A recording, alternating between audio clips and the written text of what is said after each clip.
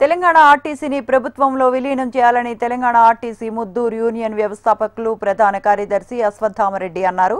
మహబూబ్ నగర్లోని ఓ private function హాల్లో నిర్వహించిన తెలంగాణ ఆర్టీసీ ఉద్యోగుల ఆత్మీయ సమ్మేళనానికి ఆర్టీసీ మద్దూరు యూనియన్ వ్యవస్థాపకులు ప్రధాన కార్యదర్శి అశ్వత్థామరెడ్డి ముఖ్య అతిథిగా హాజరయ్యారు. కాంగ్రెస్ ప్రభుత్వం మేనిఫెస్టోలో పెట్టిన విధంగా ఆర్టీసీ ఉద్యోగులకు భద్రత, 2 పే స్కేల్, మరణించిన ఆర్టీసీ ఉద్యోగుల పిల్లలకు ఉద్యోగాలు కల్పించాలని అశ్వత్థామరెడ్డి ప్రభుత్వాన్ని డిమాండ్ చేశారు. లేని పక్షంలో ఆర్టీసీ ఉద్యోగులు సమ్మెకు సిద్ధమవుతారని ఆయన హెచ్చరించారు. మా డిమాండ్లను పరిష్కరించకపోతే సమ్మె చేస్తామని ప్రభుత్వాన్ని హెచ్చరించారు అశ్వత్థామరెడ్డి.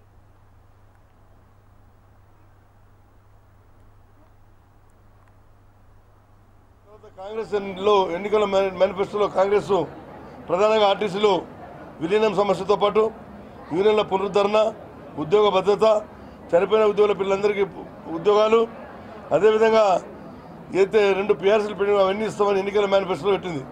కానీ మేనిఫెస్టోలో పెట్టిన అంశాలను ఇంకా దాదాపు 90% అంశాలు ఏ ఒక్కటి కూడా పరిష్కార దిశగా నోచుకోలేదు.